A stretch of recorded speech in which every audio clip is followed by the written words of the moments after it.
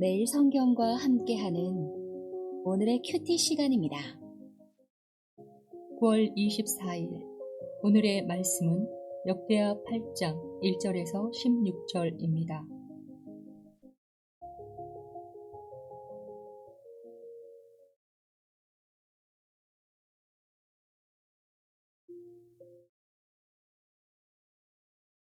솔로몬이 이 여호와의 전과 자기의 궁궐을 20년 동안에 건축하기를 마치고 후람이 솔로몬에게 되돌려준 성읍들을 솔로몬이 건축하여 이스라엘 자손에게 거기에 거주하게 하니라.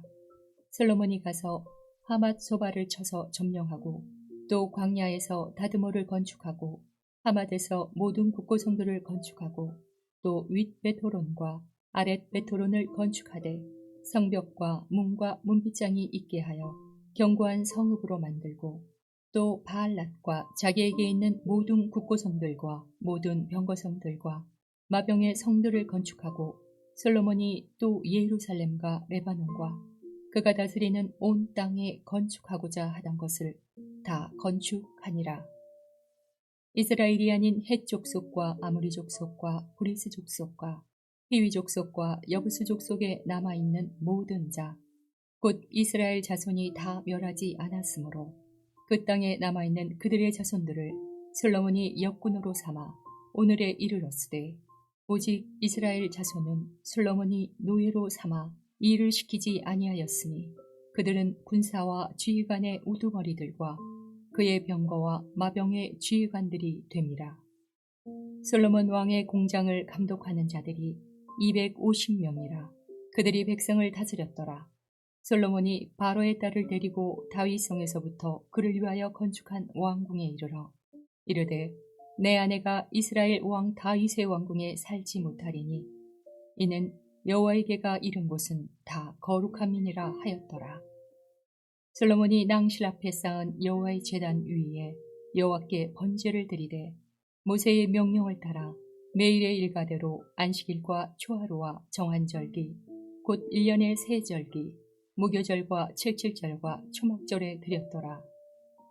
솔로몬이 또 그의 아버지 다윗의 규례를 따라 제사장들의 반야를 정하여 섬기게 하고 레위 사람들에게도 그 직분을 맡겨 매일의 일과대로 찬송하며 제사장들 앞에서 추종 들게 하며 또 문지기들에게 그 반야를 따라 각 문을 지키게 하였으니 이는 하나님의 사람 다윗이 전에 이렇게 명령하였음이라.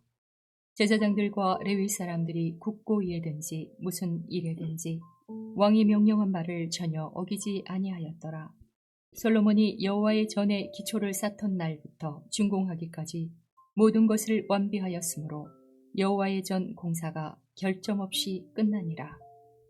아멘. 거룩 그분을 위한 여백이라는 제목으로 말씀 나누겠습니다. 네, 성전이 완성되었죠. 성전의 건축을 마치고 그 거룩, 그 성전의 그 거룩을 어떻게 이어갈 것인지, 그 내용을 어떻게 채울 것인지에 대해서 오늘 말씀하고 있습니다. 솔로몬은 건축 사업을 계속 진행하였습니다. 요새와 국고성, 또 마병, 병거들의 성, 이런 것들을 건축하고 온 땅에 건축하고자 하는 것을 다 건축하였다. 그렇게 말씀합니다. 이것은 국방에 대한 어떤 튼튼한 그러한 것을 지켜가는 건축 사업인데요. 사실 이것이 중요하긴 중요합니다. 그러나 더 중요한 것은 그 안에 어떻게 내용을 채우느냐, 그것이 더 중요하다라고 생각됩니다. 이런 어떤 건축이 하나의 목적이 되어버리면 그 목적으로 인하여서 오히려 우리가 원했던 그러한 정말 하나님을 거룩하게 하고 예배하는 것들이 흐려지는 그러한 일들이 생길 수 있습니다. 뭐 교회 건축이라든지 아니면 가정의 어떤 건축이라든지 또 인프라라든지 이런 모든 외적인 것에 너무나 집중한다 보면 오히려 내적인 하나님을 예배하고 하나님을 사랑하는 그 일을 놓칠 수 있다는 거예요. 하지만 그것이 또 필요 없다는 것은 아니죠.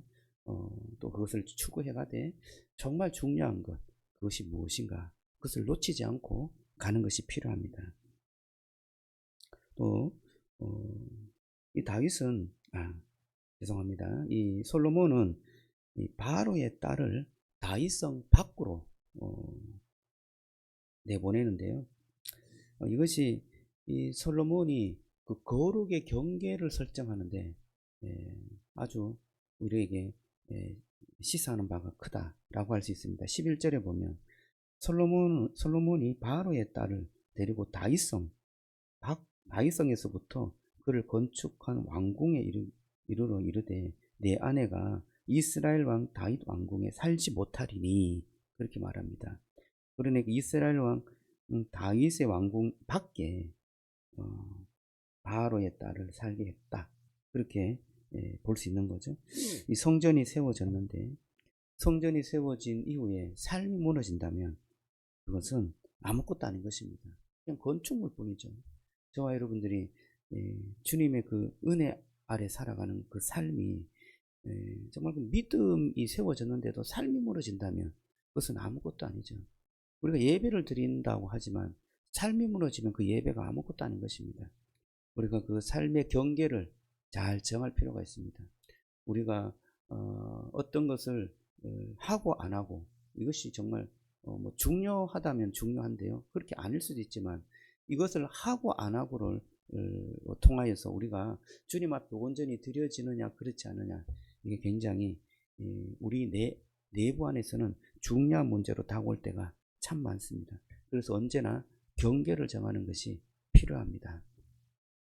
어떤 사람들과의 만남, 또 어떤 돈에 대한 씀씀이, 그리고 여러 가지 어떤 욕망에 대한 부분, 이런 부분들을 경계를 정해놓고 하나님께 온전하게 나아가는 그러한 삶의 부분이 무엇인가, 그것을 찾아가는 것이 저와 여러분들에게 거룩을 이루어가는 데 필요하리라 믿습니다.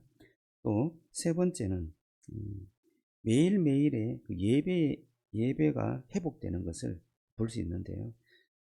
어떻게 회복되느냐? 13절에 보면 모세의 명령을 따라 매일의 일과대로 안식일과 초하루, 정한 절기 이런 것들을 지켰다라고 말하죠.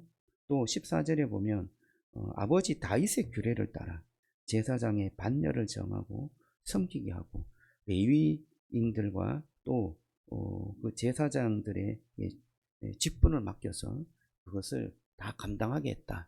그렇게 말하고 있습니다. 이것은 솔로몬이 말씀과 전통을 통하여서 예배의 질서를 유지했다라는 것을 알 수가 있는데요. 저와 여러분들이 이 예배의 그 리듬, 예배에 대한 질서, 이것이 우리의 삶 속에서 계속해서 회복되고 이루어져 나갈 때 우리의 영적인 경건이, 영적인 거룩이 계속해서 이어진다는 것을 기억할 필요가 있습니다. 그것이 말씀의 전통에 서서 이루어지는 게 필요하죠. 오늘 주신 말씀 우리가 요약해 본다면, 첫째, 거룩의 경계를 분명히 하는 거 필요하고요. 두 번째, 예배의 리듬을 살려서 매일매일의 그 예배의 리듬을 잘 살려가며 저와 여러분들의 삶 속에 거룩한 예배가 끊어지지 않도록 경건의 삶을 잘 유지해가는 삶이 필요하다라고 오늘 말씀은 말씀하고 있습니다. 이 말씀을 통해서 우리가 정말 믿음의 삶을 일상에서도 잘 살아가고 더욱더 주님께 영광과 찬송을 돌려드리는 그런 축복의 삶이 되기를 주님의 이름으로 축복합니다. 목요일, 금요일의 새벽의 예배는 저와 여러분들이 좀 자유롭게 하면 좋겠습니다. 저도 세미나 가서 자유롭게 할 텐데요. 여러분들도 이곳에 와서 예배도 드리도 되지만 또 개인적으로 예배를 드리면서 자유롭게 목요일, 금요일에 아침 예배를 드리시기를 부탁을 드립니다. 기도하겠습니다. 하나님 감사합니다. 오늘도 주님의 은혜 가운데 주의 말씀을 상고하였습니다. 하나님, 우리가 예배의 질서를 잘 세워가기를 원합니다. 하나님의 말씀 가운데 주님, 우리의 삶의 리듬을 예배 중심으로 또 말씀 중심으로 또한 경건의 삶의 중심으로 드려질 수 있도록 주여 축복하여 주시고 그것을 그 리듬을 잃지 않는 삶이 되게 하여 주옵소서. 거룩의 경계를 놓치지 않기를 원합니다. 하나님 아버지, 주의 말씀 속에 순종하며 살아가게 하시고 우리가 무엇을 놓치는지 잘 알게 하시고 우리가 무엇을 욕망하고 있는지 잘 깨달을 수 있도록 축복해 주옵소서. 예수님 이름으로 기도드리옵나이다. 아멘.